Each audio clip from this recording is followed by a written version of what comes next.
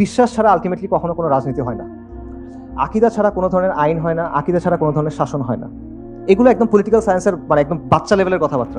মানুষকে বিভিন্ন ধরনের ভয় দেখায়, এই যে এদের কথা বলতে দিও না, অস্থিতিশীলতা তৈরি হবে, ইন্ডিয়া চলে আসবে, আমেরিকা চলে আসবে। মুসলিম বিশ্বে তাতারদের আগ্রাসনের আগে কারো মাথায় এটা আসেই নাই যে এমন কোনো সিচুয়েশনও হইতে পারে যেখানে মুসলিমরা আছে, ইসলামী শাসন নাই। মুসলিমদের সোশিও পলিটিক্যাল অ্যাসপিরেশন সিম্পল, আমরা সেটি আছে। আলহামদুলিল্লাহ ওয়াসসালাতু ওয়াসসালামু আলা রাসূলিল্লাহ ওয়া আলা আলিহি ওয়া সাহবিহি ওয়া সাল্লামা তাসলিমান কাসীরা, আম্মা বাদ। আসসালামু আলাইকুম ওয়া রাহমাতুল্লাহি ওয়া বারাকাতুহু। আপনারা কেমন আছেন? টায়ার্ড? কথা শুনতে পারবেন? কতক্ষণ পারবেন? আচ্ছা দেখা যাক, ইনশাল্লাহ। ঠিক আছে, সকালে একটা বক্তব্য ছিল, ওটা অনেক কষ্ট করে শুদ্ধ ভাষায় দিছি, ওটা অফিসিয়াল কথা ছিল তাই ভাই বলতেছে, এখন আর পারতেছি না, এখন আমি আমার মতো বলি ইনশাল্লাহ। আজকে আমরা অনেক কথা শুনছি, তো এই কথাগুলোর জিস কি ছিল? আসলে কথাগুলোর জিস ছিল যে বাংলাদেশের সমাজ এবং রাষ্ট্রে কাঠামোগত ইসলাম বিদ্বেষ আছে, এবং কাঠামোগত মানে হলো আমাদের রাষ্ট্রের পলিসি, আমাদের রাষ্ট্রের স্টেট আইডিওলজি, আমাদের শিক্ষা, আমাদের আইন, এটার প্রয়োগ, আইন প্রয়োগকারী সংস্থাগুলোর দৃষ্টিভঙ্গি, আচরণ, গণমাধ্যম, এরকম অনেকগুলো বিষয়ের মধ্যে ইসলাম বিদ্বেষ গেঁথে আছে এবং ইসলামের প্রতি নেতিবাচক বিভিন্ন ধারণা গেঁথে আছে। ঠিক আছে, এই আলোচনাগুলো আমরা অলরেডি শুনছি। আমি যেটা করব সেটা হলো আমি তিনটা জিনিস কভার করার চেষ্টা করব। একটা হলো এই কাঠামোগত বা সিস্টেমিক ইসলাম বিদ্বেষের ফলে আমাদের সমাজে কিছু স্ট্রাকচার বা কিছু ডাইনামিক গড়ে উঠছে, সেগুলো আমি পয়েন্ট আউট করার চেষ্টা করব। আরেকটা হলো এই ইসলাম বিদ্বেষের কারণে আমরা মুসলিমরা আমাদের যে সোশিও পলিটিক্যাল অ্যাসপিরেশন, অর্থাৎ সমাজের ব্যাপারে বা রাজনীতির ব্যাপারে আমরা কি চাই, এই কথাটা বলার সুযোগটা আমাদের কম থাকে বা আমরা বলতে পারি না ইভেন, বা এটা ক্রিমিনালাইজ করা হয়। এই ব্যাপারটা নিয়ে একটু আলোচনা করব এবং ফাইনালি আমি দুটো জিনিস টাই ইন করার চেষ্টা করবো ইনশাআল্লাহ তাআলা।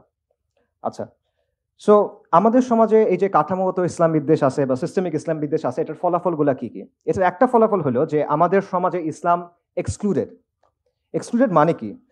দেখেন, আমাদের সমাজ এবং সংস্কৃতির মধ্যে ইসলাম অনুপস্থিত, অথবা আপনি বলতে পারেন ইসলাম যতটুকু থাকার কথা ছিল অতটুকু নাই।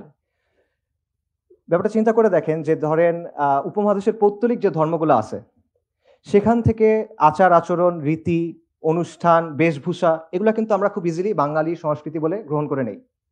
মঙ্গল প্রদীপ, মঙ্গল শোভাযাত্রা, মূর্তি, মুখোশ, এগুলো কোত্থেকে আসতেছে এগুলো তো আমরা বুঝতেছি, তাই না? এগুলো কিন্তু আপনি গ্রহণ করতে পারেন, এগুলো অসাম্প্রদায়িক, এগুলো সংস্কৃতি নিরপেক্ষ, তাই সবার উপর চাপায় দেওয়া যায়। কিন্তু ইসলামের ক্ষেত্রে এটা করা যায় না। সো এটা কিন্তু আসলে হওয়ার কথা না। আপনারা চিন্তা করে দেখেন, এখানে শত শত বছর ধরে মুসলিমদের শাসন ছিল, এটা ওই সময় পৃথিবীর সবচেয়ে সমৃদ্ধ জায়গাগুলোর একটা ছিল, তাই না? এরকম এটা একটা কসমোপলিটন হাব ছিল। তো সেই হিসেবে মুসলিম আইডেন্টিটি এবং ইসলামের যে রিপ্রেজেন্টেশনটা হওয়ার কথা ছিল, ওটা কিন্তু আমাদের এখানে হয় না। সো এটা এই ইসলামোফোবিয়া বা সিস্টেমিক ইসলাম বিদ্বেষের একটা ইম্পর্টেন্ট ফলাফল। আবার দেখেন, ইসলামের যেই বিষয়গুলোকে নিতে চায় সেগুলো কোন বিষয়? সেগুলো হলো ওই বিষয় যেগুলো হিন্দুস্তানি যেই পেগানিজম আছে সেটার সাথে মিশে গেছে, মাজার সংস্কৃতি, ওরস বা এই টাইপের জিনিসপত্রগুলো, এইগুলো তারা গ্রহণ করবে, কিন্তু যেগুলো আদি অকৃত্রিম ইসলাম সেটার ক্ষেত্রে তারা গ্রহণ করতে চায় না। এরকম একটা ব্যাপারও থাকে। পাশাপাশি দেখেন যে ইসলামের ভিজিবল যে কোনো কিছু, মুসলিমদের জমায়েত হইতে পারে, মুসলিমদের পোশাক হইতে পারে, মুসলিমদের অনুষ্ঠান হইতে পারে, এই জিনিসগুলোকে নেতিবাচকভাবে দেখার একটা টেন্ডেন্সি আছে। এটা সবচেয়ে ভালো এক্সাম্পল হলো এই যে হাসিনা, সে একটা কথা বলছিল যে একটা সংবাদ সম্মেলনে, সকালে ওটা বলছি, যে বোরখা পরা মহিলাদের কথা বলতে গিয়ে বলছিল যে এগুলা কি, এটা একদম তাবুর মতো হয়ে থাকবে।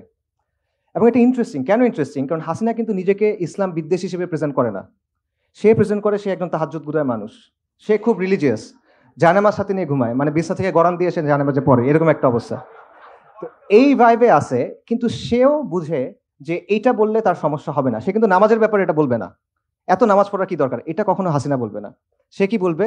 এত বোরখা পড়ার কি দরকার, কারণ সে জানে সমাজের মধ্যে এটার একটা অ্যাকসেপ্টেন্স আছে।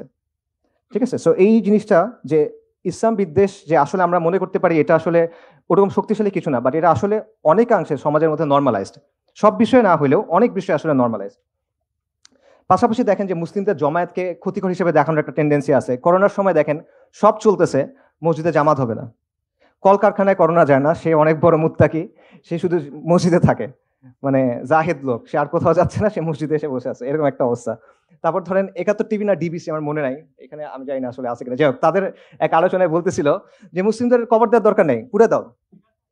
চিন্তা করেন এটা কি পসিবল? আপনি কখনো এটা বলতে পারবেন? অন্য কোনো ধর্মের অনুসারীদের ক্ষেত্রে আপনি বলতে পারবেন? আমরা মানে ইসলামের জায়গা থেকে আমরা কখনো এটা সাপোর্ট করি না এরকম বলা, বাট কেউ কি কখনো বলবে যে ঠিক আছে তোমাদের এটা করার দরকার নেই, পানিতে ভাসিয়ে দাও? না, কিন্তু এটা মুসলিমদের ক্ষেত্রে বলা হবে। পাশাপাশি দেখেন এগুলো আপনারা জানেন যে কুরবানি নিয়ে চুলকানি আছে, সারা বছর বারবিকিউ খাইতেছে, বার্গার খাইতেছে, কেএফসি যাইতেছে, ওগুলো মনে হয় জ্যান্ত প্রাণীর মাংস খাইতেছে, আর কুরবানির সময় এসে বলছে যে না এত পশু তুমি মারতেছো কেন, এরকম একটা অবস্থা। সো এটা হলো একটা জিনিস যেগুলো আমরা ইসলাম বিদেশের কারণে সোসাইটির মধ্যে আসতেছে।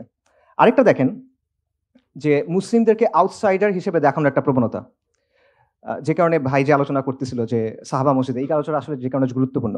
দেখেন বাংলাদেশে একজন রবীন্দ্রসঙ্গীত শিল্পী ছিলেন, মারা গেছেন, মিতা হক। ওনার একটা বিখ্যাত বা কুখ্যাত বক্তব্য আছে, সেটা হলো যে তুমি মুসলিম ভালো কথা, কিন্তু তুমি বাঙালি না কেন? বাঙালি না মানে তুমি দাড়ি রাখলে, তুমি বোরকা পরলে, তুমি নিকাব পরলে তুমি বাঙালি না, এই কথাটা। তার কথার অর্থটা কি? অর্থটা হলো যে ইসলাম মানো, কিন্তু আমি যেভাবে বলতেছি এভাবে মানো। আমি ঠিক করে দিব তুমি কতটুকু ইসলাম মানন করতে পারবা। আমি একটা ছক দিব, এই ছকটার মধ্যে তুমি ইসলাম মানো, এর বাইরে যাবা না। এর বাইরে যদি যাও তাহলে কি? তাহলে তুমি বাঙালি না, ঠিক আছে? আর এর ভেতরে যদি মানো, আমার কথা যদি শোনো, তাহলে আমরা তোমাদেরকে জায়গা দিব, তোমরা বসতে বসতে পারবে, এখানে তোমাদের জায়গা করে দিব। আচ্ছা, আর যদি কোরআন সুন্নাহ মানো তাহলে তুমি বাঙালি হবে না। এবং এই যে বাঙালি না তুমি, এটা বলার অর্থটা কি? এটা বলার অর্থ মানে আপনি আমার অংশ না, আপনি সমাজের প্রতিনিধিত্ব করেন না, আপনি outsider, you don't belong here. আমরা এখানে খাইতে বসলে তোমরা জায়গা দিব না, তুমি আমাদের লোক না, ঠিক আছে? এইটা হলো যে আপনাকে আউটসাইডার বানায় রাখার একটা ব্যাপার।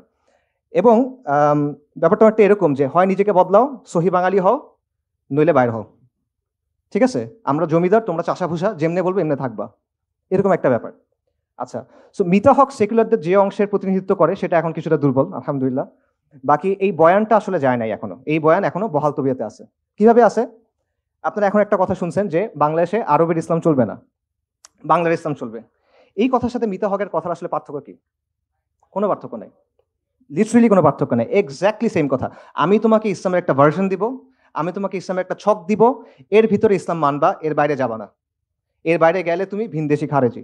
যদি তুমি মনে করো ইন্নাদ্দীনা ইনদাল্লাহিল ইসলাম, তাহলে তুমি নাজদের ইসলাম পালন করতেছো, ঠিক আছে? একদম সেম জিনিস। এবং দুই জায়গার মূল কথাটা কি? মূল কথাটা হলো there is a right way to be Muslim and there is a wrong way to be Muslim. There is a right Islam and there is a wrong Islam. আর এটা কে ঠিক করবে কোনটা সঠিক ইসলাম? ওরা ঠিক করবে, ওরা ঠিক করবে, আপনার ওটা মানতে হবে। এবং রাইট মানে রাইট মুসলিম হলে কি হইতে হবে? আপনার সহি বাঙালি হইতে হবে, আপনার সহি লিবারাল হইতে হবে, আপনার এলজিবিটি কিউ মানতে হবে। মানে তারা আপনাকে শর্ত দিবে, এগুলো মেনে মেনে আপনাকে প্রমাণ করতে হবে যে না ভাই আমি আসলে তোমার সোসাইটিতে বিলং করি। মুসলিম হও, ইসলাম মানো, আমার কথা বলো মানো, এটা হলো তাদের কথা। সো এটা বেসিক্যালি ইসলামকে নিয়ন্ত্রণ করার একটা চেষ্টা। সো অবভিয়াসলি তারা যেইটা কথা বলে এটা আলটিমেটলি ইসলাম না। এখানে তাওহীদ নাই, এখানে আল ওয়ালা ওয়াল বারা নাই, এখানে হাকিমিয়া নাই, এটা মিল্লাত ইব্রাহিম না। এটা মিল্লাতু শেখ মুজিব হইতে পারে, এটা মিল্লাতু লালন হইতে পারে, এটা মিল্লাতু ফুলান বা ফুলান হইতে পারে, এটা মিল্লাতু ইব্রাহিম না, আলাইহিস সালাতু ওয়াস সালাম। তো এইভাবে এই ইসলাম বিদ্বেষের কারণে এমন একটা সিচুয়েশন তৈরি হয়েছে, সেখানে একদিকে তারা যেটা করতেছে, তারা ইসলাম এবং মুসলিম পরিচয়টাকে ডিফাইন করার চেষ্টা করতেছে যে একটা ছক আছে, এর মধ্যে তুমি থাকতে হবে। এক একজন ছকটা এক এক রকম করে, এটা মনে করেন শাহবাগীরা একটু ছোট রাখে, আরেকজন হয়তো একটু বড় রাখে, বাট আলটিমেটলি তারা এটা কন্ট্রোল করার চেষ্টা করতেছে। অন্যদিকে আপনি যদি তার কথা না মানেন, তখন সে আপনাকে বহিরাগত, ভিনদেশি, খারেজি, অমুক তমুক লেবেল দেওয়ার চেষ্টা করে। এটার সাথে আরেকটা জিনিস রিলেটেড, সেটা হলো অথরাইজড এবং আনঅথরাইজড ইসলাম। ইসলামের কিছু অংশ হলো অনুমোদিত, কিছু অংশ হলো কন্ট্রাব্যান্ড, অননুমোদিত, এটা পালন করা যাবে না। তো ইসলামের কিছু বিষয় এরকম আসলে আছে যেগুলো নিয়ে কথা বলা যায় না। এরকম কোনো বিষয় বলতে পারবেন আপনারা? আচ্ছা, আপনারা তো হযরত শাহজালালের নাম শুনছেন। আচ্ছা, সবাই তাকে খুব পছন্দ করে। শাহজালালের মাজার, শাহজালালের নামে বিমানবন্দর আছে। আচ্ছা, উনি সিলেটে কেন আসছিলেন জানেন? কি নিয়ে আসছিলেন উনি সিলেটে? তলোয়ার নিয়ে আসছিল সিলেটে। হযরত শাহজালাল আল ইয়ামানি এবং শাহপরান আল ইয়ামানি আরব থেকে আরবের ইসলাম নিয়ে আসছিলেন তলোয়ার নিয়ে, ঠিক আছে? তো আপনি শাহজালালের মাজার নিয়ে কথা বলতে পারবেন, এটা সমস্যা না, কিন্তু আপনি তলোয়ারটা নিয়ে বলতে পারবেন না, বা উনি যে আরব থেকে আসছেন এটা নিয়ে আসলে বলতে পারবেন না। এটা হলো একদম সিম্পলি অনুমোদিত ইসলাম, অননুমোদিত ইসলাম। আরেকটা বলি, তিতুমির রাহিমাহুল্লাহ, তিতুমিরকে নিয়ে অনেক কথা আছে। উনি স্বাধীনতা সংগ্রামী, কৃষক বিপ্লবী, এই সেই হ্যান ত্যান অনেক কথা না। উনি যে ব্রিটিশদের বিরুদ্ধে লড়াই করে একটা জায়গা দখল করে সেখানে যে ইসলামী শরিয়া দিয়ে শাসন করছে, নিজেকে বাদশাহ ঘোষণা করছিলেন, ওনার আন্ডারে ওয়াজির ছিল, শাসন ছিল, এই কথা কিন্তু আপনি জানেন না। কিন্তু তিতুমির কৃষক বিপ্লবী এটা আছে, এইটা আপনি মানতে পারবেন, ওটা অনুমোদিত, ওইটা অন্য অংশটা অনুমোদিত। এবং শরিয়া নিয়ে কথা বলা এটা অবভিয়াসলি আরেকটা বিষয়, যে এটা খুবই ট্যাবু একটা বিষয়। এবং শরিয়া নিয়ে কথা বললে আগে বলা হয়তো জঙ্গি, এখন বলা হবে জঙ্গি, ফ্যাসিবাদী, এবং দুটোই আসলে বিপজ্জনক ট্যাগিং। কারণ এটার মাধ্যমে কি হয়, এটার মাধ্যমে বেসিক্যালি আপনাকে আদারাইজ করা হয় এবং আপনাকে রিপ্লেস করার, মানে আপনার উপর অত্যাচার নির্যাতন করার একটা মানে বৈধতা তৈরি করা হয়, যে ওই যে মানে আপনাকে তো মুমিন বলে এই করতে পারবে না, আপনি এখন একটা নাম দিতে হবে, রাজাকার, জঙ্গি, এই সেই কিছু একটা নাম বলতে হবে, এটা আর কি। এবং এই ব্যাপারটা এতটাই ডেঞ্জারাস যে যারা নিজেদেরকে মানে ইসলামী ঘরানার মানুষজন, তারাও আসলে শরিয়া নিয়ে কথা বলে একটু ভেবাচাকা খেয়ে যায়, যে আসলে মনে হয় কথাগুলো এখন বলা উচিত হচ্ছে না, পরে মনে হয় বললে ভালো হতো, এরকম একটা ব্যাপার আছে। আচ্ছা, আরেকটা যেটা রেজাল্ট ইসলামোফোবিয়ার, সেটা হলো অ্যাপ্রোপ্রিয়েশন। অ্যাপ্রোপ্রিয়েশন মানে কি, যে তারা দেখবেন ইসলামের বিভিন্ন শব্দ তাদের জন্য ইউজ করে। এটার সবচেয়ে ভালো এক্সাম্পল হলো নির্বাচনের আগে হাসিনার মাথায় হিজাব চলে আসছিল, হাতে তসবি চলে আসছিল।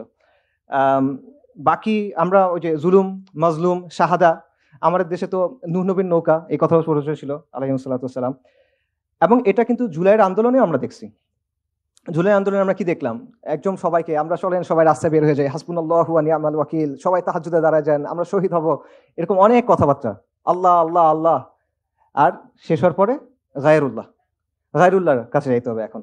তো এই ব্যাপারটা কিন্তু এখানেও হয়েছে, অর্থাৎ তারা নিজেদের যে সামাজিক রাজনৈতিক প্রকল্প, এগুলোর পক্ষে তারা ইসলামের কনসেপ্টস, ইসলামের পরিভাষা এগুলো ইউজ করে, ঠিক আছে। এবং সমস্যার সময় যে আল্লাহ আমাদের এখান থেকে বাঁচাও, লানাকুনান্না মিনাশ শাকিরিন, তাহলে আমরা তোমার কথা শুনবো, আর হওয়ার পরে তখন আর তাদের খবর নেই। তো একটা হলো যে ইসলামকে তারা নিজেদের রাজনৈতিক স্বার্থে ব্যবহার করে, এটা হলো একটা বিষয়। আরেকটা হলো তারা শুধুমাত্র রাজনৈতিক স্বার্থে ইউজ করে না, তারা ইসলামের টার্মিনোলজি ইউজ করে ইসলামের বিরুদ্ধে বলে। এটা হিস্টোরিক্যাল অনেক এক্সাম্পল আছে, আমি একটা মজার এক্সাম্পল বলি, যে উসমানীদের শাসনের একদম শেষ দিকে তখন তুরস্কে অনেক সেকুলার অনেক মুভমেন্ট খুব পাওয়ারফুল হয়ে গেছিল, এবং তখন তারা যেটা চাচ্ছিল, তুরস্কে তখনও উসমানী সুলতানের নামে খুতবা দেওয়া হতো, তারা ছিল এটা বন্ধ করতে। তো বন্ধ কেমনে করবে, তো তারা এসে বললো যে দেখেন আমরা তো ফিখের কিতাবাদি দেখলাম, ওখানে বলা আছে যে খলিফা হওয়ার অনেকগুলো শর্ত আছে। তো একটা শর্ত হলো তার আলেম হইতে হবে, একটা শর্ত হলো তার মুজতাহিদ হইতে হবে। তো ইনি তো মুজতাহিদ না, তার মানে উনি আসলে খালিফা হইতে পারতেছেন না। তো ওনার নামে খুতবা দেওয়াটা বন্ধ করে দেন, আপনি দেশ এবং জাতির নামে এখন খুতবা দেন। অর্থাৎ তার উদ্দেশ্য হলো খুতবাটার উপর কন্ট্রোল নেওয়া, খুতবাটাকে সেকুলারাইজ করা। কিন্তু এইটা করার জন্য সে ইউজ করতেছে ইসলামী আর্গুমেন্ট, মানে সে খুব কনসার্ন খলিফার কন্ডিশনস মেট হচ্ছে কিনা এটা। সো এক জিনিস বাংলাদেশে ঘটতেছে কিরকম, যখন আপনি বলছেন শরিয়ার কথা, যখন কথা বলা হচ্ছে খিলাফতের কথা, তখন একদল এসে বলছে যে না, আমরা তো আল্লাহর খিলাফত চাই না, আমরা জনগণের খিলাফত চাই, রাইট? মানে বেসিক্যালি ইসলামের বিরুদ্ধে সে কথা বলছে, বাট সে ইসলামের টার্মিনোলজি ইউজ করতে চায়, ঠিক আছে। এবং এটা তারা কেন করে, যাতে মুসলিমদের আবেগের জায়গাটা কাজে লাগানো যায়, এবং মুসলিমদের কাজে লাগায় নিজেদের যে পলিটিক্যাল প্রজেক্ট আছে সেগুলো পালন করা যায়। আচ্ছা, এরপর যে বিষয়টা সেটা হলো আপনার কথা বলার জায়গা আপনি পাবেন না। আপনি মুসলিম হিসেবে যখন কথা বলতে চাইবেন, তখন আপনাকে সেই স্পেসটা দেওয়া হবে না। কথাটা আসলে ভুল হয়েছে, আপনি মুসলিম হিসেবে কথা বলতে পারবেন, কিন্তু আপনার কথা বলতে হবে লিবারাল ডেমোক্রেসির জায়গা থেকে, আপনার কথা বলতে হবে হিউম্যান রাইটসের জায়গা থেকে। একটা মেয়ে সে ফেমিনিজমের জায়গা থেকে হিজাবের পক্ষে কথা বলতে পারবে, কিন্তু শরিয়ার জায়গা থেকে সে বলতে পারবে না, ঠিক আছে। যতক্ষণ পর্যন্ত আপনি লিবারাল ডেমোক্রেসি, লিবারাল সেকুলারিজমকে মেনে নিছেন, আপনি বলেন যে ঠিক আছে তোমার সব মূলনীতি আমি মেনে নিছি, আমি তোমাকে চ্যালেঞ্জ করবো না, তখন তার যে একটা সীমানা আছে সেটার ভেতরে আপনি কথা বলতে পারবেন, বাট এর বাইরে গিয়ে আপনি কথা বলতে পারবেন না। ব্যাপারটা হয়েছে অনেকটা এর মতো, যে জালালউদ্দিন রুমির কবিতার অনুবাদের মতো। জালালউদ্দিন রুমির যে কবিতা আছে সেগুলো কিন্তু ওয়েস্টে খুব পপুলার, ঠিক আছে, এবং ওয়েস্টের অনেক সেলিব্রিটি আছে যারা এগুলা খুব পছন্দ করে। কিন্তু তার কবিতা অনুবাদ করতে গিয়ে যেটা হয়েছে, এগুলোকে রোমিও জুলিয়েটের কবিতা বানায় ফেলছে। রুমির কবিতা তো সুফি পোয়েট্রি, ঠিক আছে, এখানে আল্লাহর প্রতি ভালোবাসা, রাসূলুল্লাহ সাল্লাল্লাহু আলাইহি ওয়াসাল্লামের প্রতি ভালোবাসা, ফানা, এরকম ব্যাপার আছে। আপনি এটা সে দ্বিমত করেন, ওটা ভিন্ন কথা, বাকি এটা তো লাইলি মজনুর কবিতা না। কিন্তু ওয়েস্টে অনুবাদ করার সময় এটাকে প্রেমের কবিতা বানায় ফেলছে। কেন? কারণ রুমিকে যদি ওয়েস্টের কাছে খাওয়াইতে হয়, তাহলে তার কাছ থেকে ইসলামটা সরাইতে হবে। সো সিমিলারলি আপনি যদি সমাজে এসে কথা বলতে চান মুসলিম হয়ে, আপনার ইসলামটা সরাই রেখে আসতে হবে, তাহলে আপনি বলতে পারবেন, ইসলামটা নিয়ে আসতে পারবেন না।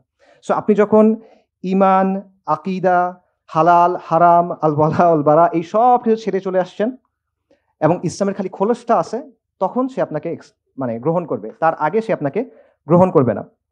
আপনি যদি ইসলামের জীবনবোধের কথা বলেন, ইসলামের শাসনের কথা বলেন, ইসলামের এসেন্সের কথা বলেন, তখন সে আপনার কথা শুনবে না, ঠিক আছে?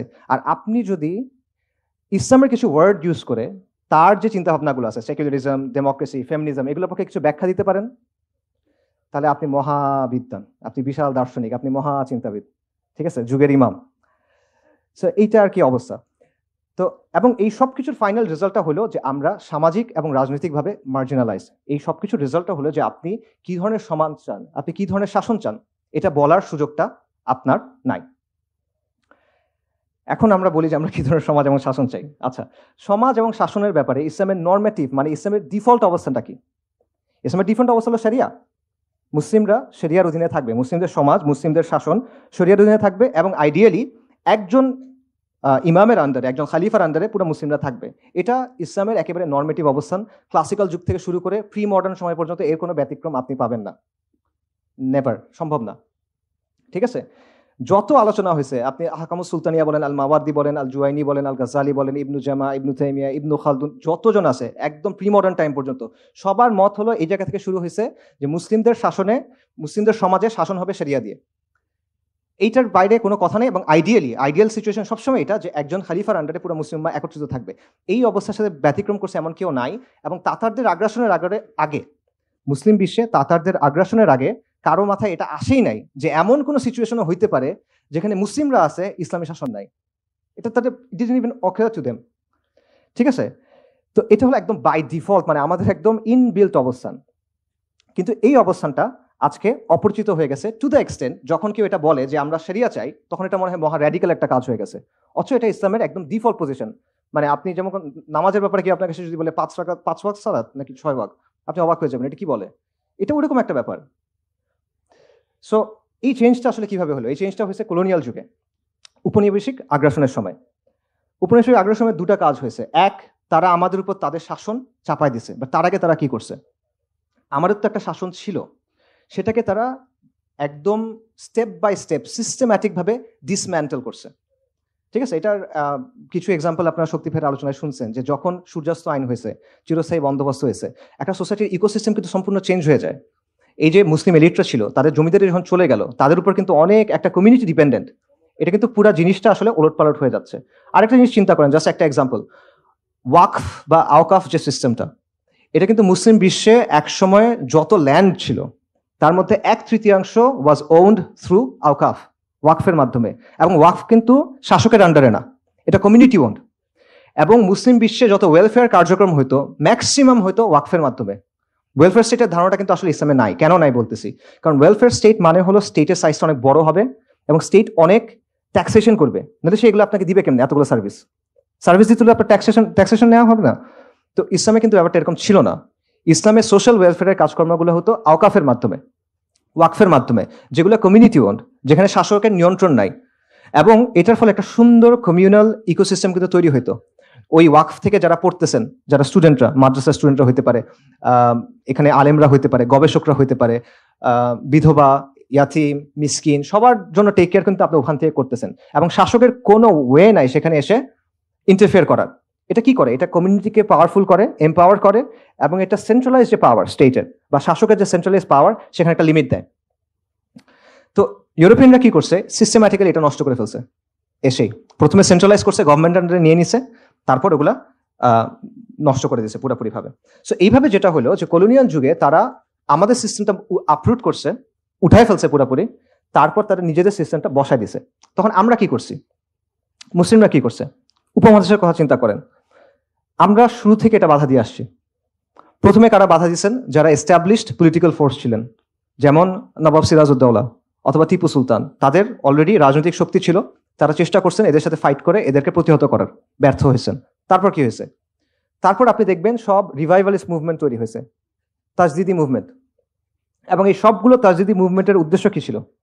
তাদের উদ্দেশ্য ছিল, তাদের মোটিভেশন ছিল ইসলাম, তাদের উদ্দেশ্য ছিল ইসলাম। তারা এদের বিরুদ্ধে ফাইট করতেছেন ইসলামের শিক্ষার আলোকে, এবং এদেরকে সরায় তারা কি আনতে চান? ইসলাম আনতে চান। আমি জাস্ট আপনাদের বলি, এটা একটা কন্টিনিউয়াস ধারা। আপনি এটা কোনো মানে এটার মাঝখানে কোনো ব্রেক নাই। দেখেন, শাহ ওয়ালিউল্লাহ মুহাদ্দিস দেহলভী, উপমহাদেশের যত ধারা আছে সব ধারা ওনাকে মানে মোরলেস। শাহ ওয়ালিউল্লাহ মুহাদ্দিস দেহলভী উনি কি করছেন? উনি প্রথমে একটা ইলমি তাজদিদ শুরু করছেন, জ্ঞানগত একটা বিপ্লব তৈরি করছেন। আবার উনি আহমদ শাহ আবদালি, কাবুলের শাসক ছিলেন, তখন আফগানিস্তানের শাসক ছিলেন, তাকে চিঠি লিখছেন যে এখানে আমাদের উপর কুফফার শক্তিশালী, আপনি এখানে আসেন, আল্লাহ আপনাকে অনেক বড় জাযা দিবেন, দুনিয়াতেও আপনি পুরস্কৃত হবেন। আচ্ছা, শাহ ওলিউল্লাহ মুহাদ্দিস দেহলভির পরকে ওনার ছেলে শাহ আব্দুল আজিজ 1803 সালে উনি ফতোয়া দিলেন যে হিন্দুস্তান ব্রিটিশ শাসনের অধীনে দারুল হার্ব, কারণ এখানে ইসলামের শাসন নাই। উনি যুদ্ধ করেন নাই, কিন্তু উনি ফতোয়া দিলেন। আচ্ছা, ওনার ফতোয়ার পর কি হলো? এবং আজ পর্যন্ত এই ফতোয়া আসলে প্রাসঙ্গিক, কারণ ওনার যুক্তি ছিল এটা যে এখানে ইসলামের শাসন নাই, ইসলামের শাসন ব্যবস্থা এখানে নাই, সো ফিকের জায়গা থেকে এটা দারুল হার্ব, শাহ আব্দুল আজিজের ফতোয়া, কোনো ফালতু মানুষের কথা না। আচ্ছা, এরপরে দেখেন শাহ ওলিউল্লাহ এবং শাহ আব্দুল আজিজ তাদের যে দাওয়া, তাদের যে আন্দোলন, এটা রেজাল্ট কি? এটা রেজাল্ট হলো ইমাম সাইয়্যেদ আহমেদ শাহিদ রাহিমাহুল্লাহ এবং শাহ ইসমাইল শাহিদ, তাদের যে আন্দোলন, তারিকায়ে মুহাম্মাদিয়া আন্দোলন বা বালাকোট আন্দোলন বলে আমরা অনেকে চিনি, এবং উপমহাদেশের যতগুলো এখন বড় বড় ধারা আছে, দিনী ধারা, কোনো না কোনোভাবে এটার সাথে যুক্ত। দেওবন্দি ধারা বলেন, আহলে হাদিস ধারা বলেন, বালাকোটি সুন্নি ধারা বলেন, সবাই ইমাম সাইয়্যেদ আহমদ শাহিদকে মোরাললেস সম্মান করে, তার প্রতি কৃতজ্ঞ তারা। এবং উনি কি করলেন? ওনার আন্দোলন কি ছিল? প্রথমে ওনার আন্দোলন করলেন যে আমাদের ঈমান আকীদা বিশুদ্ধ করতে হবে, আমাদের কুফর শিরক বিদআত থেকে সরে আসতে হবে, এটা ছিল প্রথম ধাপে। তারপরের ধাপে গিয়ে কি বললেন? যে ইসলামী ইমারা কায়েম করতে হবে। সাইয়্যেদ আহমদ শহীদের মূল প্রজেক্ট এটাই ছিল, ঠিক আছে। আচ্ছা, আলাদা পলিটি তৈরি করা যায়, মানে ওনার চিন্তাটা ছিল এটা যে মুসলিমদের এখন আলাদা একটা পলিটিক্যাল এন্টিটি লাগবে, এভাবে হবে না। এবং পাকিস্তানের চিন্তাটাও আসলে আপনি এর মধ্যে পাবেন, এটা আমি পরে আসতেছি। আচ্ছা, সাইয়্যেদ আহমেদ শহীদের মুরিদ, ওনার দ্বারা প্রভাবিত, ডিরেক্টলি ওনার মুরিদ মীর নিসার আলী তিতুমির, যেটা বললাম। তো ওনাকে তো অনেক কথা বলা হয়, যেটা মহাশ্বেতা দেবী ওনাকে নিয়ে নাটকও লিখছেন, সাবঅল্টার্ন হিসেবে প্রেজেন্ট করছেন ওনাকে বিপ্লবী হিসেবে প্রেজেন্ট করা হয়, কৃষক বিপ্লবী হিসেবে প্রেজেন্ট করা হয়। বাট উনি কি করছেন? উনি বেসিক্যালি জমিদার এবং ব্রিটিশদের বিরুদ্ধে লড়াই করে 24 পরগনার কিছু জায়গা দখল করে নিয়েছেন, এবং দখল করে প্রায় এক বছর, 1830 নভেম্বর থেকে 1831 নভেম্বর পর্যন্ত, ওনার শাহাদাতের আগ পর্যন্ত ওই জায়গায় উনি শরিয়া দিয়ে শাসন করছেন, উনি নিজেকে বাদশা ঘোষণা করছেন। কি বলবেন আপনি? ঘুরে ফিরে সেই এক জায়গায় আসতেছেন আপনি।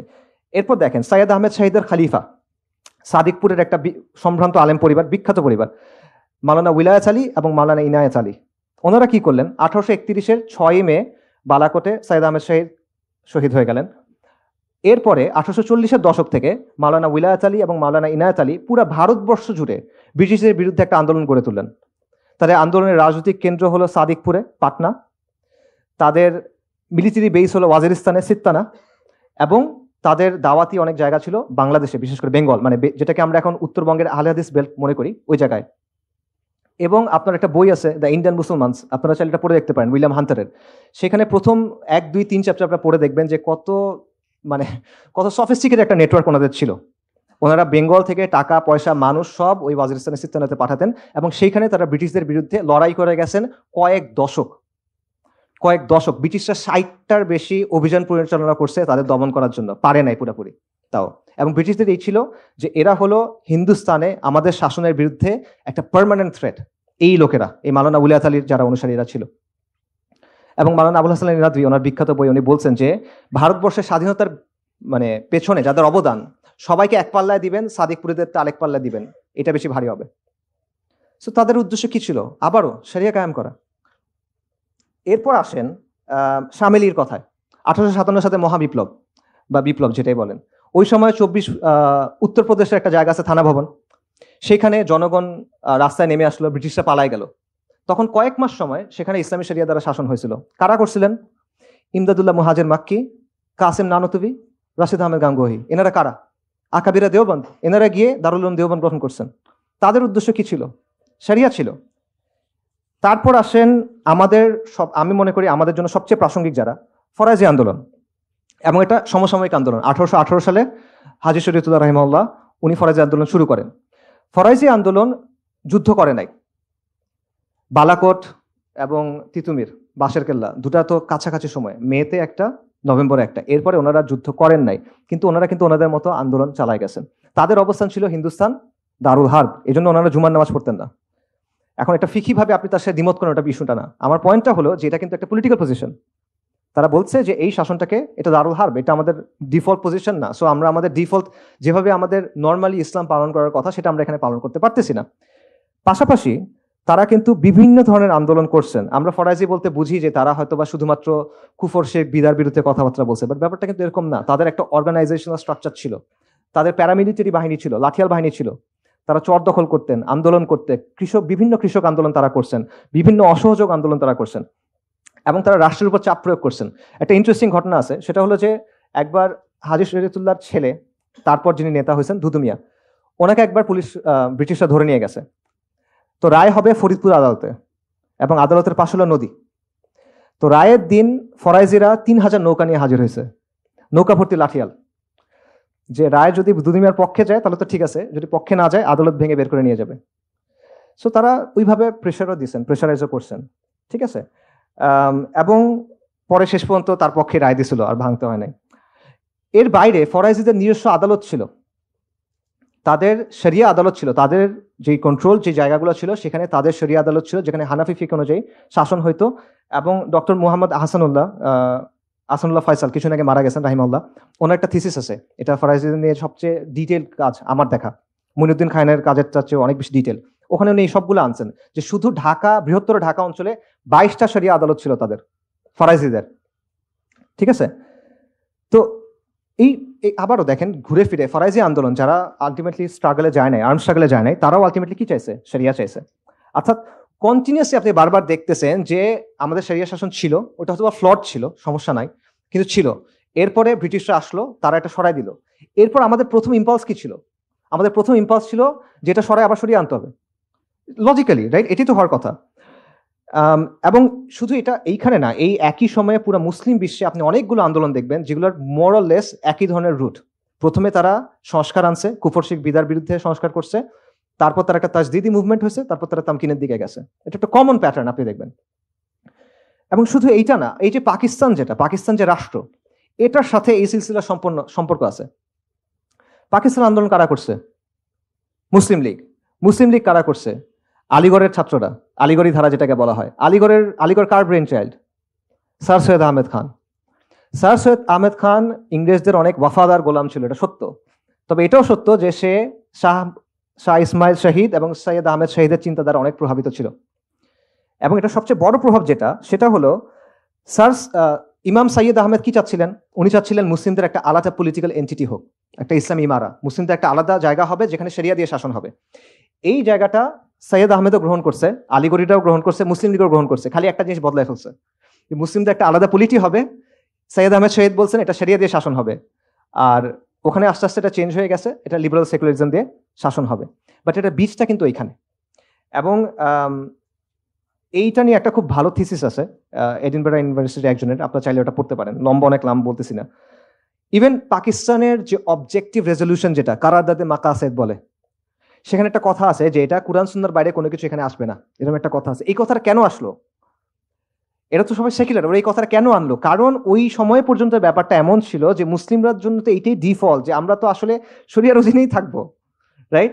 সো ইভেন পাকিস্তান, যেটা একটা সেকুলার স্টেট, যেটাতে আসলে এইসব কথা অ্যাড করে আলটিমেটলি কোনো লাভ হয় নাই, বাট স্টিল ওই দেশটা যখন তৈরি হচ্ছে, যখন তাদের অবজেক্টিভ রেজলিউশন তৈরি হচ্ছে কনস্টিটিউশনের, তখন কারারদাদে মাকাসেদ যেটা, সেখানে তারা এই জিনিসটা ইনক্লুড করতে বাধ্য হয়েছে। এইটা হলো অবস্থা। সো এই কথাগুলো আমি কেন বললাম? এই কথাগুলো আমি বললাম যে এর মাধ্যমে আমরা কি বুঝলাম, সেটা হলো যে শরিয়া এটা আমাদের একদম মৌলিক অবস্থান, এটা নতুন করে প্রমাণ করার কিছু নাই, শুরু থেকে এটা আমাদের অবস্থান। তো এবং এটা নন নেগোশিয়েবল অবস্থান। এত কথা বলে এটা আসলে প্রমাণ করার দরকার ছিল না, বাট মানুষ বলে যে এটা হঠাৎ করে কোনো একটা কথা নিয়ে আসতেছে। না, এটা হঠাৎ করে কোনো কথা না, এটা আমাদের আকাইদি অবস্থান, এটা নুসুসি অবস্থান, এটা ফিকহি অবস্থান, এটা আমাদের ঐতিহাসিক অবস্থান এবং আমাদের পূর্বপুরুষদের গৌরবের উত্তরাধিকার। We are heirs of their glory, কিন্তু আমরা রিলাক্টেন্ট heirs, মানে আমরা উত্তরাধিকার সূত্রে একটা সম্পদ পাইছি, কিন্তু আমরা এটা গ্রহণ করতে চাই না, গড়িমসি করতেছি আমরা। ব্যাপারটা আসলে এরকম। সো দুইটা পয়েন্ট, আমাদের রাজনৈতিক অবস্থান হলো বেসিক্যালি মুসলিমদের সোশিও পলিটিক্যাল অ্যাসপিরেশন সিম্পল, আমরা শরিয়া চাই, দ্যাটস ইট। এর বাইরে আর কিছু না, এর বাইরে অন্য কিছু চাওয়ার ইখতিয়ার আল্লাহ আমাদের দেন নাই, এটা সুযোগ নাই। ইন্না দীনা ইনদাল্লাহিল ইসলাম। কিন্তু আজকে এই বিষয়টা অপরিচিত হয়ে গেছে এবং এটা ক্রিমিনালাইজ করা হয়েছে, এটা ট্যাবু হয়ে গেছে, যেটা মনে হয় অদ্ভুত কিছু একটা, মানে তোমরা সরিয়ে যাচ্ছ, এটা কি আবার? এবং এই কাজটা হয়েছে দুইটা ধাপে। প্রথম ধাপটা হলো, দেখেন এই যে ইসলামিস্ট বলি না আমরা, ইসলামিস্ট কারা? ইসলামিস্ট বলার মানেটা কি আসলে? ওরা ইসলামিস্ট বলতে কাদের বোঝায়? যারা শরিয়া চায়। এটা তো মুসলিমদের মধ্যে আলাদা কোনো ধারা হওয়ার কথা না, এটা তো আমাদের ডিফল্ট পজিশন, যেটা আমি এতক্ষণ বললাম। এটা কিভাবে হইলো? উসমানীদের পতন হওয়ার পর স্বাভাবিকভাবেই মুসলিম বিশ্বে অনেকগুলো আন্দোলন তৈরি হইলো, যাদের উদ্দেশ্য ছিল মুসলিমদের রিভাইভাল। স্বাভাবিকভাবে এটার মধ্যে ইখওয়ানুল মুসলিমিন আছে, জামাত ইসলামী আছে, জর্ডানের তাকিউদ্দিন নাভানির আন্দোলন আছে, সাইদ কুতুব রাহিমুল্লাহ দাওয়া আছে, এটসেট্রা। তো এই ধারাটা যখন তৈরি হইলো, তখন ওয়েস্টার্নাররা এটা একটা নাম দিল, যে এরা হলো ইসলামিস্ট। এরা মুসলিমদের মধ্যে আলাদা একটা ক্যাটাগরি, সব মুসলিম খারাপ না, ইসলামিস্টরা খারাপ, ওরা একটা জিনিস চায়। সো এইভাবে প্রথমে একটা ক্যাটাগরাইজেশন করলো। এরপরে কয়েক দশক চলে গেল, 80-র দশক আসলো, ইসলামিস্টদের মধ্যে কেউ কেউ তখন ডেমোক্রেসিগুলো একটু গ্রহণ করলো।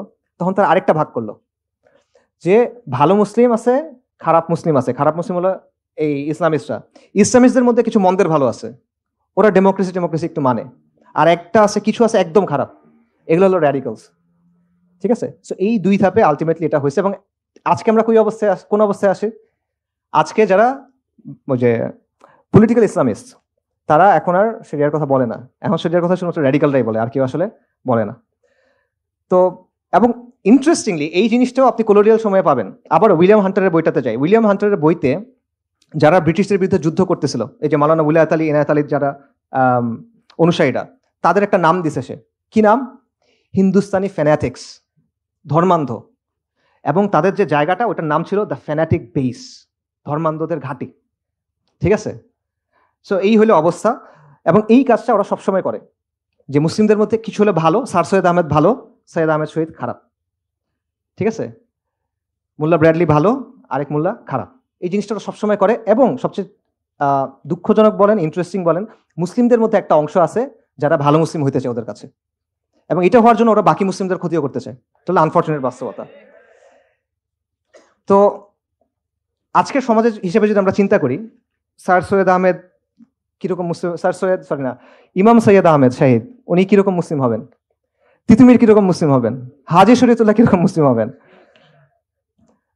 সো শুধু এইটা না, ইভেন এমন একটা বয়ান আছে, সেটা হলো যে ইসলামিস্টদের থেকে, মানে সোকল ইসলামিস্টদের থেকে আসছে, যে তারা বলে যে যারা ইখওয়ানুল মুসলিমিনের অবস্থান গ্রহণ করে নাই, ঠিক আছে, ইখওয়ানুল মুসলিমিনের অবস্থানটা যারা গ্রহণ করে নাই, এই যে সংস্কারের বা অন্যান্যটা, তারা আসলে ইসলামিস্টই না। তারা ইসলামিস্ট বলা যাবে না, ইসলামিয়ুন তারা না। ভালো কথা, ইসলামিস্ট না। শাহ ওলিউল্লাহ কি ছিলেন? হাজী শরীয়তুল্লাহ কি ছিলেন? তিতুমির কি ছিলেন? আমরা ওইটা। আমরা ইসলামিস্ট হওয়ার দরকার নাই, আমাদের অমুক তুমুকের হওয়ার দরকার নাই, গুড ব্যাড হওয়ার দরকার নাই। ওনাদের যে অবস্থান, সেটা আমাদের অবস্থান, এবং এটা ওনাদেরও অবস্থান না, এটা দ্বীন ইসলামের অবস্থান। আচ্ছা, তাহলে সামারি করি, আমরা কি বুঝলাম? আমরা যেটা বুঝলাম সেটা হলো শরিয়া আমাদের ডিফল্ট অবস্থান। কলোনিয়াল যুগে এসে এটা আমাদের থেকে সরায় ফেলা হয়েছে এবং সেকুলার সিস্টেম চাপায় দেওয়া হয়েছে। মুসলিমরা যখন এটা প্রতিরোধ করছে, তাদের প্রতিরোধের মোটিভেশন ছিল ইসলাম, এবং তাদের গোলও ছিল ইসলাম। তারা ইসলামের জন্য প্রতিরোধ করছেন এবং তারা ইসলামী শাসনটাই চাইছেন।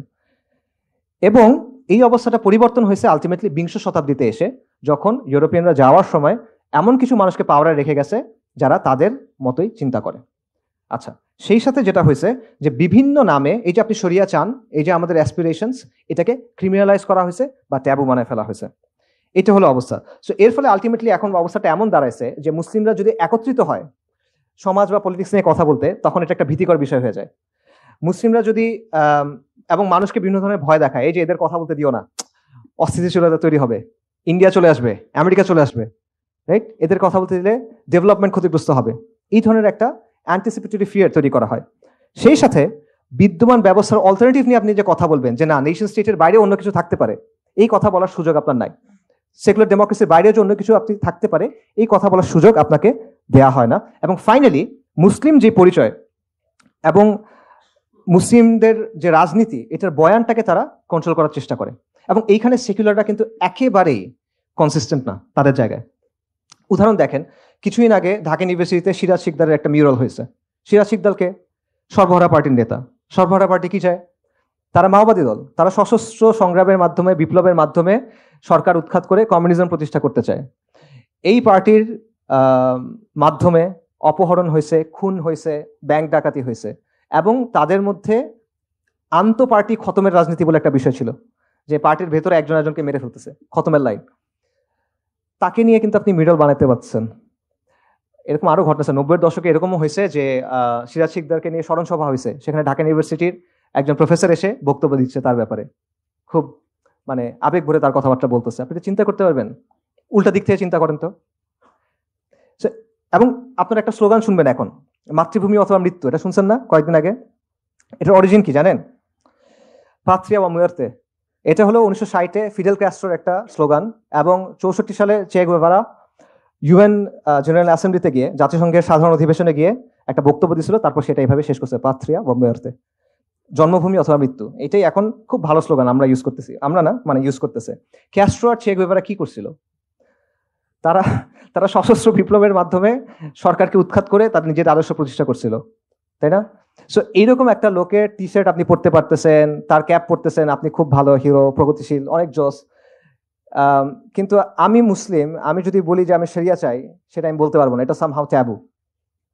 এটা হলো অবস্থা। গুয়েভারার কথা আরো অনেক কিছু বলা যায়। গুয়েভারার একটা গেরিলা ওয়ারফেয়ারের ক্ষেত্রে তার একটা থিওরি ছিল, ফোকো থিওরি, সরি। এই থিওরি থেকে ইনফ্লুয়েন্স হয়ে ল্যাটিন আমেরিকার অনেকগুলা দল আরবান গেরিলা ওয়ারফেয়ার শুরু করছিল। যদিও গুয়েভারার থিওরি ছিল রুরাল এরিয়া নিয়ে, ওটা ভিন্ন আলোচনা। আরবান গেরিলা ওয়ারফেয়ার মানে কি? Basically terrorism. তার মানে হচ্ছে গুয়েভারা বেসিক্যালি টেরোরিজমের একজন তাত্ত্বিক, কিন্তু আপনি তাকে সেলিব্রেট করতে পারতেছেন, কোনো সমস্যা নাই। চে গুয়েভারার আন্ডারে বৈপ্লবিক আদালতের মাধ্যমে অনেক মানুষের ফাঁসি হয়েছিল। মানুষের রক্ত তার হাতে লেগে আছে, ভালো খারাপ ওটা পরে আলোচনা, বাট লেগে তো আছে। তাকে সেলিব্রেট করতে কোনো সমস্যা নাই। কিন্তু আমি যদি শরিয়ার কথা বলি, আমি আপনার কোনো আইন ভাঙতেছি না, কিন্তু আমি বলতেছি আমার জায়গা থেকে যে আমি শরিয়া চাই, আমি এটা মানি না, তখন আপনি এটা বলতে দিবেন না। এটা একেবারেই কনসিস্টেন্সি না, এবং এটা সেকুলারদের চরম ধরনের ইনকনসিস্টেন্সি, যেটা তারা আসলে স্বীকার করে না এবং তারা আসলে আড়াল করে রাখতে চায়। মৌলিক সমস্যা কোন জায়গায়? মৌলিক সমস্যাটা হলো, দেখেন, বিশ্বাস ছাড়া আলটিমেটলি কখনো কোনো রাজনীতি হয় না, আকিদা ছাড়া কোনো ধরনের আইন হয় না, আকিদা ছাড়া কোনো ধরনের শাসন হয় না। এগুলো একদম পলিটিক্যাল সায়েন্সের মানে একদম বাচ্চা লেভেলের কথাবার্তা, ঠিক আছে? মানে নিউট্রাল কখনো কোনো আইন হইতে পারে না। যে কোনো পলিটিক্যাল শাসন, যে কোনো শাসন ব্যবস্থা, যে কোনো পলিটিক্যাল সিস্টেম, যে কোনো আইন, এটার পেছনে একটা ধারণা থাকে যে আমি কি ধরনের সমাজ চাই, একটা ভালো জীবন কেমন হবে, গুড লাইফের ভিশনটা কেমন হতে পারে, রাইট? সমাজ কেমন হওয়া উচিত। তো এই যে ঔচিত্যের যে ধারণা, এটা কোত্থেকে আসবে আপনার কাছে? আপনার তো একটা মেটাফিজিক্স আছে, আপনার একটা আকিদা আছে, সেখান থেকে এটা আসতেছে, তাই না? তো আপনি যেটাই বলেন, যত নিউট্রালিটি কথা বলেন, যাই বলেন, আলটিমেটলি এখানে বিলিফ থাকে, এখানে ওয়ার্ল্ড ভিউ থাকে। আর এখানেই মানুষের মতপার্থক্য হয়। মতপার্থক্য হয় দেখে কনফ্লিক্ট হয়, কারণ মানুষ মৌলিক বিশ্বাসের ব্যাপারে একমত হইতে পারে না। আবারও এগুলো একদম পলিটিক্যাল সায়েন্সের, লিবারালিজমের 101 কথাবার্তা, যে মানুষ যদি মৌলিক বিষয়ের ব্যাপারে একমত হইতে না পারে, তাহলে তুমি সলভ করবা কেমনে? এখানে কনফ্লিক্ট রেজলিউশনটা কেমনে হবে? সো বাংলাদেশের সেকুলারদের এবং আমাদেরও সবারও আসলে যেটা বোঝা দরকার, সেটা হলো ইসলাম এবং সেকুলারিজমের মধ্যে একটা ইররিকনসিলিয়েবল কনফ্লিক্ট আছে। এটা এমন একটা কনফ্লিক্ট যেটা কোনোদিন সমাধান হবে না, এটা একটার সাথে মিলতে পারবে না, যে কোনো একটা থাকতে হবে, ঠিক আছে? সো এখন আপনার যেটা চিন্তা করতে হবে, ঠিক আছে, কেউ একজন সেকুলার, সে সেকুলারিজমকে ভালো মনে করে, সে চায় সেকুলারিজমই থাক, এবং সেটাই আছে, তারাই তো বিজয়ী। আচ্ছা, কিন্তু কেউ কি তাদের সাথে দ্বিমত করতে পারবে? এটাকে তারা অ্যালাউ করবে কিনা? যদি এমন কোনো সিচুয়েশন আসলো, মনে করেন এটা অনেক সিচুয়েশনে আসে আসলে, যে ইসলামের অবস্থানের সাথে সেকুলারিজমের অবস্থান মিলতেছে না, তখন কোনটা প্রাধান্য পাবে? সেকুলার সংবিধান, তাই না? তো একজন রিলিজিয়াস মুসলিম এটা মানবে কিভাবে? সে যদি মনে করে যে এটা আমি মানা সম্ভব না, আমার পক্ষে এই জিনিসটা আমি একসেপ্ট করা সম্ভব না, থিওলজিক্যালি আমার পক্ষে এটা একসেপ্ট করা সম্ভব না, আকাইদি ভাবে আমি এটা একসেপ্ট করতে পারতেছি না, তো আপনি তাকে কি সলিউশন দিবেন তখন? তোমরা সবাই বাঙালি হয়ে যাও, তোমরা সবাই বাংলার মুসলিম হয়ে যাও, এগুলো বলবেন আপনি? এটা হবে না আসলে। সো এই জায়গাটা আসলে চিন্তা করতে হবে যে আপনি এই জায়গাটা কিভাবে ডিল করবেন। ধরেন কেউ কোনো আইন ভাঙলো না, ফরাজিদের মতো চিন্তা করেন, কিন্তু সে বলল যে আমি আমার জায়গা থেকে, আমার দিনের জায়গা থেকে, আমার আকিদার জায়গা থেকে আমি ইসলামের বাইরে আর কোনো কিছু মানতে পারবো না, আমি শরিয়া চাই। এই অবস্থান যদি কেউ নেয় এবং সমাজ এবং রাষ্ট্রে তারা যদি একটা সিগনিফিকেন্ট ফোর্স হয়ে ওঠে, এই সেকুলার রাষ্ট্র তাকে কিভাবে ডিল করবে, সেকুলাররা তার সাথে কিভাবে ডিল করবে, এই প্রশ্নটা চিন্তা করার দরকার আছে। এবং এই প্রশ্নটা কেন আমি করতেছি, কারণটা হলো আমাদের সমাজ এবং রাষ্ট্র সেকুলারটাই নিয়ন্ত্রণ করে, এবং এই সেকুলারিজম যেটা আছে এটা কিন্তু মানুষের ইচ্ছায় আসে নাই, এটা কোয়ার্সিভ ফোর্সের মাধ্যমে আসছে, জোর করে বসানো হয়েছে সহজ ভাষায়, এবং তারা কিন্তু জোর করে টিকে আছে। এটা তাদের মধ্যে যারা বুদ্ধিমান তারা বোঝে, বোকারা না বুঝতে পারে। আমাদের মধ্যে যারা বুদ্ধিমান তারাও বুঝে, বোকারা না বুঝতে পারে। তো এই জন্য তাদের চিন্তা করা দরকার যে তারা কি নিজেদের অবস্থানে কনসিস্টেন্ট হবে, তারা কি মার্কেট প্লেস অফ আইডিয়াজে এই ইসলামী শরিয়ার ব্যাপারে আলোচনাকে আসতে দিবে, চিন্তার হাটবাজারে আসতে দিবে, নাকি তারা ডাবল স্ট্যান্ডার্ডের দিকে যাবে? এবং এই প্রশ্ন নিয়ে চিন্তা করা দরকার, কারণ আলটিমেটলি ইসলাম এবং সেকুলারিজমের দ্বন্দ্ব যেটা, এটাই ইনশাআল্লাহ সামনে বাংলাদেশে সবচেয়ে গুরুত্বপূর্ণ প্রশ্ন হয়ে দাঁড়াবে। সেটা ওদেরও চিন্তা করা দরকার, এটা আমাদের চিন্তা করা দরকার। আমাদের জন্য সবাই করণীয় কথা জিজ্ঞেস করে, একটু করণীয় কথা বলি। যারা অনেক ডিটেলে জানতে চান আমার কিছু লেখাটা কাছে পড়তে পারেন, what is to be done একটা লেখা আছে, ওটা পড়তে পারেন। বাট জেনারেলি কিসের জন্য করণীয়?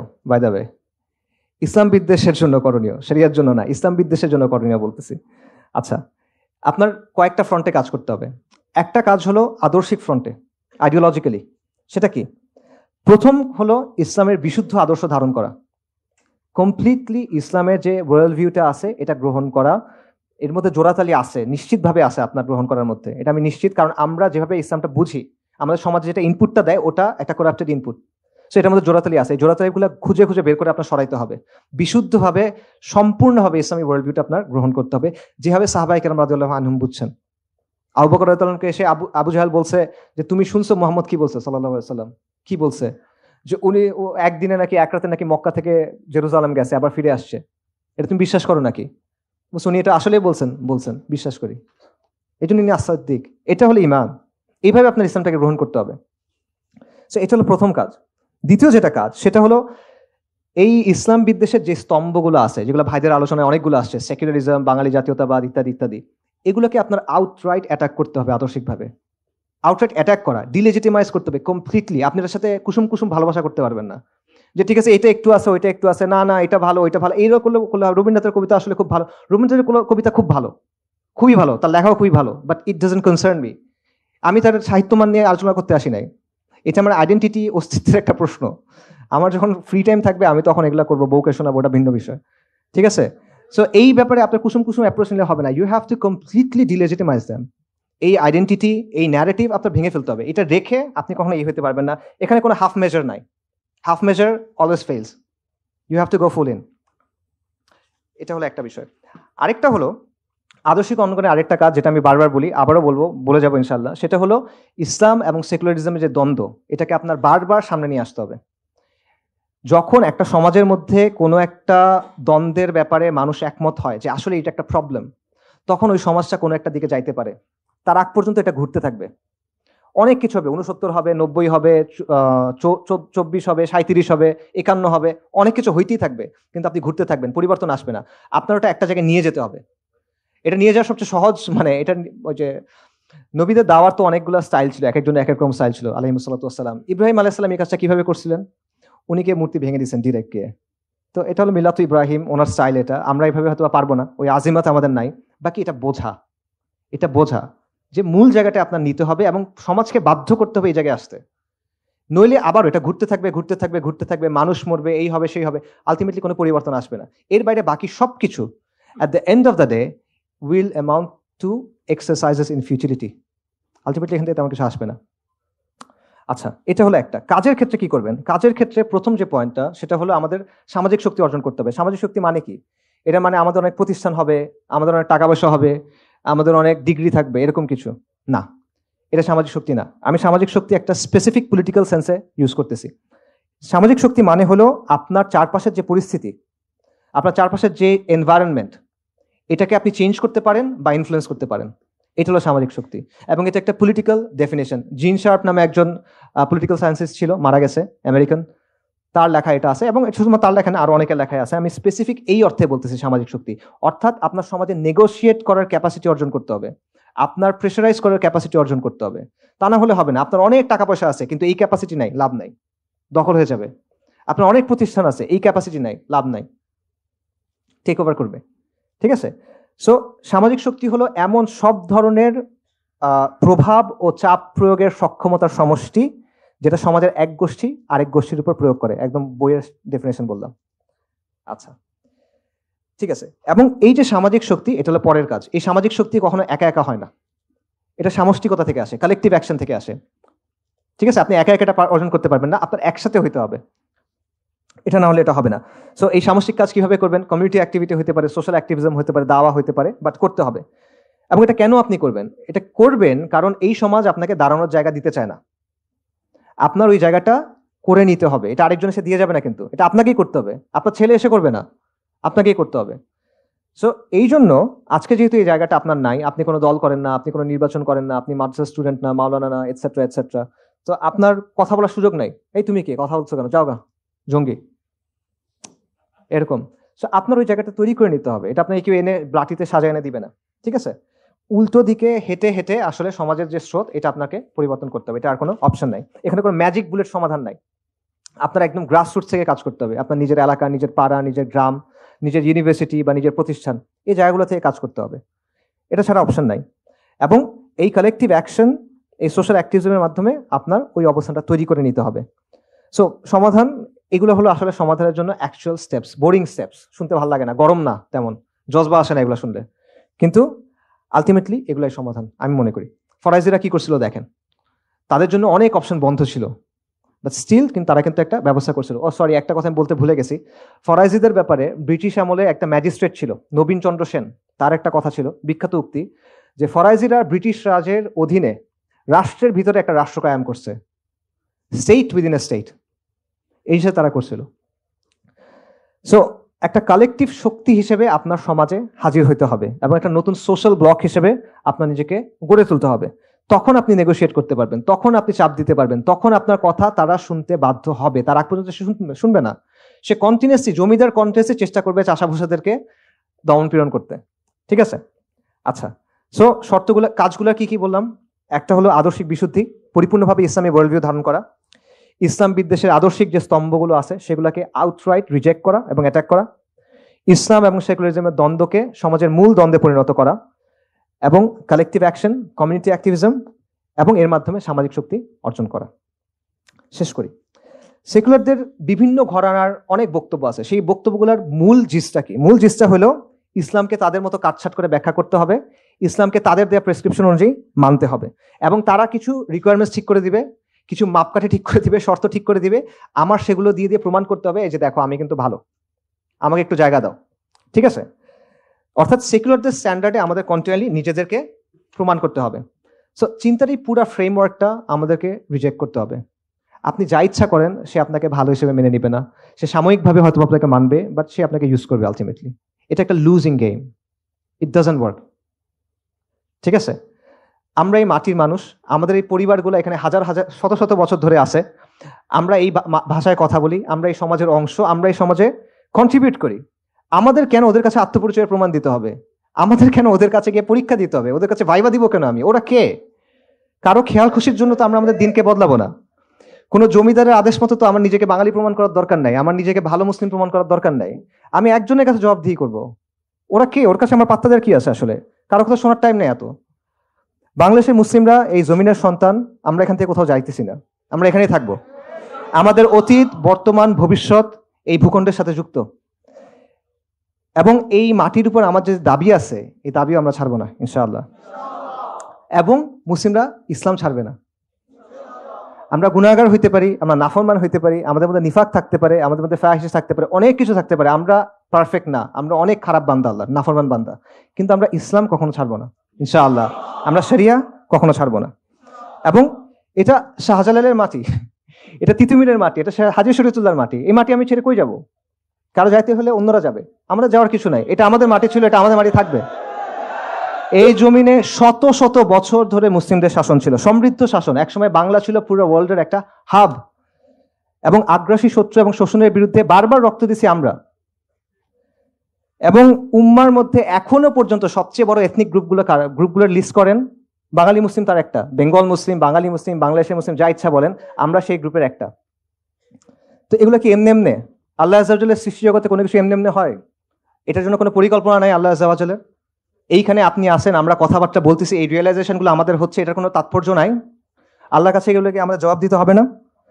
সো কারো মাটিতে বসবাস করি না, এবং এই দিন যেমন আমার, এই জমিনও আমার। এই দিন যেমন আমার, এই জমিনও আমার। আমার দিন, আমার জমিন, আমার দিন, আমার জমিন। আলাইসাল্লাহু বিআহকামিল হাকিমিন। তাকবীর, তাকবীর, তাকবীর। আল্লাহুম্মা সাল্লি ওয়া সাল্লিম আলা নবিয়িনা মুহাম্মদ।